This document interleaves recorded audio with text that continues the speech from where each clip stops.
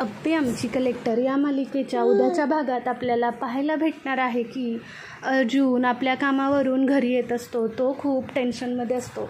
तो आर्याला भेटून आल्यामुळे त्याच्या डोक्यात वेगळंच चालू असतो. तो सातत्याने विचार करत असतो की माझ्यासोबत असं का होतं आहे. अर्जुनची सावली त्याच्यासमोर येते आणि ते दोघं बोलायला लागतात. तेव्हा ते म्हणतं की अशी मी काय चूक केलं की जे सगळं माझ्याच नशिबात होते. त्यावर त्याच्या पुढचं त्याला म्हणतात की अरे हे सगळं तुझ्याच कर्माची फळं आहेत. एका चुकीसाठी तू तिला माफ करू शकत नाहीस. त्यावर अर्जुन म्हणतो की पण ती चूक पण किती मोठी होती. असं म्हणून ते दोघं बोलत असतात.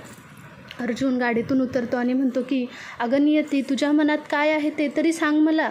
मी प्रत्येक वेळेस प्रत्येक नात्यात हरत चाललो आहे, पण प्रत्येक वेळेस मला हरायचं नाही आहे. तू माझ्यासोबत अशी का वागतेस हे मला सांग.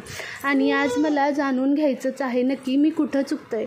जर मी आर्याच्यासुद्धा नात्यात हरलो तर मी सगळ्याच नात्यात हरेन आणि मला या नात्यात हरायचं नाही आहे. तू मला कुठे आणून ठेवलं आहेस. मला एक योग्य मार्ग दाखव. मी तिथून कधीच माघारी येणार नाही. प्लीज तू माझ्यासोबत अशी वागू नकोस. काही असेल ते मला सरळ सरळ रस्ता दाखव. मला काय करावं कळत नाही आहे. असं म्हणून त्याच्या डोळ्यात पाणी येतं. तेवढ्यात बापू त्याच्यासमोर येतात. बापू म्हणतात की काय अर्जुन, खूप चिंतेत दिसतोयस, काय झालं. त्यावर अर्जुन म्हणतो की बापू मला काय करावं ना ते कळतच नाही आहे. बापू म्हणतो अरे एवढं काय विचार करायचे त्यात, काय झालं. त्यावर अर्जुन म्हणतो की अहो बापू, माझ्यासोबत खरंच काय होतं आहे मला कळत नाही आहे. बघा ना मी अप्पीचा विचार करू शकत ना आर्याचा विचार करू शकत. आणि आर्याचा विचार केला नाही तर ती पोरगी माझ्याबद्दल काय विचार करेल की ना तो हा निर्णय घेऊ शकत आहे ना तो निर्णय घेऊ शकत नाही आहे. आणि मला ह्या पेचात अडकायचं नाही आहे. प्लीज माझी तुम्ही मदत कराल का. बापू म्हणतात की अर्जुनराव, जेवढा प्रयत्न अमोलनं तुमच्या दोघांना एकत्र आणण्यासाठी केला आहे तेवढा प्रयत्न तुम्ही दोघांनी एकमेकांना स्वतःला आणण्यासाठी केला असताना तर तुम्ही कधीच एकत्र आला असता. पण तुमच्या दोघांनासुद्धा तुमचं इगो खूप महत्त्वाचे आहेत. तुम्ही थोडे प्रयत्न केला तर तुम्ही दोघं एकत्र येऊ शकता. अर्जुन म्हणतो बापू आता ते शक्य नाही आहे, पण मी प्रयत्न करतो आहे सगळंसुद्धा व्यवस्थित ठेवण्याचा, पण ते माझ्याच्यानी होत नाही हो. मी तरी काय करू. त्या पोरीसोबत माझा साखरपुडा झाला. तिच्या इज्जतीची किती बदनामी होईल. आणि साखरपुडा केला ते सुद्धा आमच्या चुकीमुळेच ना. आमच्याचसाठी ती पोरगी लग्नाला तयार झाली. तिचं पहिलं लग्न झालेलं नसताना तिनं माझ्याबरोबर लग्न करायचं ठरवलं. हा तिच्या मनाचा मोठेपणाच आहे आणि तिचा मी असा विश्वासघात करू शकत नाही. बापू म्हणतात की तुम्ही काय करायचं हा तुमचा निर्णय आहे. तुम्हाला अप्पीसोबत राहायचं आहे का आर्यासोबत हा तुमचा सर्वस्वी डिसिजन आहे. पण मला काय वाटतं तुम्ही त्या लेकरापुढं तरी व्यवस्थित राहू शकता ना. अर्जुन म्हणतो की बापू हेच मला कळत नाही आहे. मी नक्की कोणाला उत्तर देऊ. मी अप्पीला उत्तर देऊ का आर्याला उत्तर देऊ. बापू म्हणतात की तुम्ही त्या दोघींना कोणालाही उत्तर न देता तुम्ही अमोलला उत्तर द्या. त्याला खुश ठेवा. त्याला बापाच्या प्रेमाला उत्तर द्या. त्यांनी जेवढं 7 वर्ष प्रेम गमवले त्याला उत्तर द्या. तुम्ही प्रत्येक प्रेमाची उणीव भरून काढा. त्याच्यासोबत एक आईबाप म्हणून हक्काने वागा. तुम्ही काही चुकीचं करत नाही आहात. अर्जुन म्हणतो की बापू मला खरंच कळत नाही आहे. तो रडत असतो, डोळे पुसतो. बापू म्हणतात की भले तुम्ही दोघं एकत्र नसावेत पण तुम्ही अमोलसाठी एकत्र राहताय ना. मग त्याच्यासमोर असले ड्रामे नका करू. तुम्ही दोघं एकत्रच राहावा. त्या अमोलसमोर असलं येऊ देऊ नका. लहान वयात जर त्याच्या मनावर परिणाम झाला तर तो मोठा जाऊन काय विचार करेल. तुम्ही दोघांनी तरी त्याच्यासमोर एकत्रच राहिलं पाहिजे. अर्जुन म्हणतो की बापू तुम्ही काळजी करू नका. मला कळलं आहे चांगलंच काय करायचं ते. म्हणून तो डोळे पुसून तिथून निघून जातो. बापू म्हणतात की काय माझ्या पोरीच्या नशिबात वाढले काय माहिती. देवा काही करशील तेवढं माझ्या मुलीचं चांगलं कर. असं म्हणून बापू तिथून निघून जातात. अर्जुन रूममध्ये जातो तेव्हा अप्पी अमोलला झोपवून उठलेली असते. हे बघून अर्जुन म्हणतो की अर्जुन अमोलजवळ जातो. त्याच्या कपाळाची पप्पी घेतो आणि म्हणतो की बाळ माझं झोपलं. माझा राजकुमार आहे हा. अर्जुन अप्पीकडे बघून म्हणतो की मग आज आणि कुठली गोष्ट आहे ती. अप्पी म्हणतो की राजकुमाराची. त्यावर अर्जुन म्हणतो की हा राजकुमार तर आहेच. त्यावर अप्पी म्हणते की प्रत्येकाच्या आयुष्यात एक राजकुमार असावा. राजकुमार असतात तर राजा राणीची स्टोरी कधी इनकम्प्लीट झालीच नसते आणि ते राजा राणी कायम एकत्रच आले असते. अर्जुनला कळतं ती कशाबद्दल बोलते. म्हणून अर्जुन उठतो आणि म्हणतो की अप्पे इथून आधी काय झालं हे मला महत्त्वाचं नाही आहे, पण इथून पुढे मी अमोलसाठी एकत्रच राहणार. आप्पी म्हणते की काय तुझा विचार बदलला का?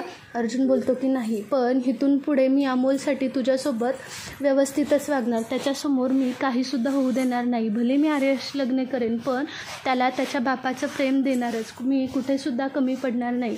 आणि आप्पे हे तुला माझं वचन आहे. मी त्याला जगातला सगळ्यात भारी बाप बनवून दाखवणार.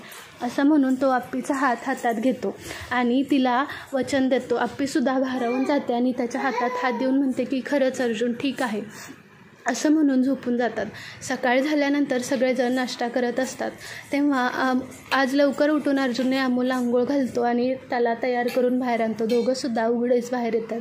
सगळेजण आपापल्या चांगल्या ड्रेस काढून घालत असतात. आज अमोल खूप खुश असतो की आज बाबांनी त्याला अंघोळ घालून बाहेर आणलेलं आहे. अंघोळ झाल्यानंतर तो म्हणतो की तो बघा बाबा माझा ड्रेस, आज स्पेशल दिवसासाठी स्पेशल ड्रेस, म्हणून तो ते ड्रेस घालतात. आप्पीसुद्धा तयार होऊन बाहेर येते. अर्जुन अमोलला घेऊन बाहेर येतो. अमोल डायनिंग टेबलवर बसतो आणि सांगतो की आज मी माझ्या बाबांसोबत तयार झालं. त्यावर अर्जुन बोलतो की हां बाळा. त्यानंतर अमोल म्हणतो की बाबा तुम्ही मला कधी फिरायला घेऊन जाणार आहात?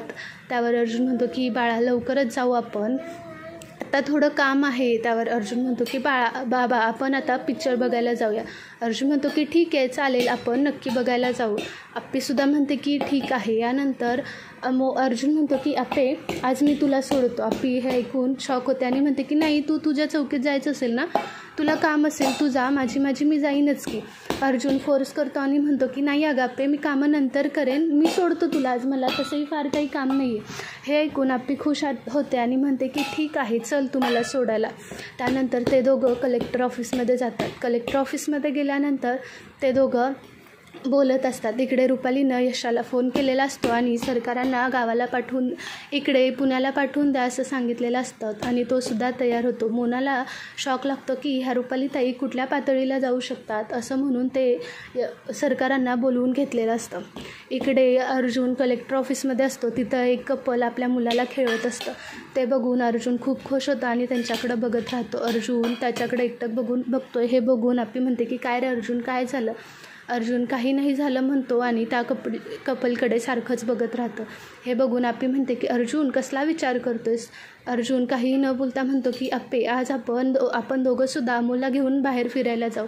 आप्पी म्हणते काय बोलतोयस तू खरंच? अर्जुन म्हणतो की हो आप्पे, हे त्याला आपण सरप्राईज देऊ, तू प्लीज त्याला सांगू नकोस. आप्पी म्हणते की ठीक आहे मी सांगत नाही, तू लवकर यायचा प्रयत्न कर. अर्जुन म्हणतो की हो आप्पे मी टायमिंगवर येतो, आपण दोघं त्याला आज बाहेर घेऊन जाऊ. तो पण खूप खुश होईल. खूप दिवस झालं तो म्हणतोय बाहेर फिरायला जायचं आहे, पण काही ना काही काम निघतंय आणि आपण त्याला घेऊन जात नाही आहोत. आप्पीसुद्धा हे ऐकून खूप खुश होते आणि म्हणते की ठीक आहे मी माझं काम झालं की तुला फोन करते, आपण दोघं एकत्रच घरी जाऊ. असं म्हणून ते दोघं आपापल्या कामाला जातात. अर्जुन त्या कपलकडे तरीसुद्धा बघत बसलेला असतो. हे बघून आप्पी खुश होते आणि तिथून जायला लागते. अर्जुन लवकर काम करून घरी जाणार असतो आणि इथेच आप्पी आमची कलेक्टरचा भाग संपतो. तुम्हाला आपल्या चॅनलचे अपडेट्स आवडत असतील तर लाईक करा, शेअर करा आणि सबस्क्राईब करायला विसरू नका. थँक्यू.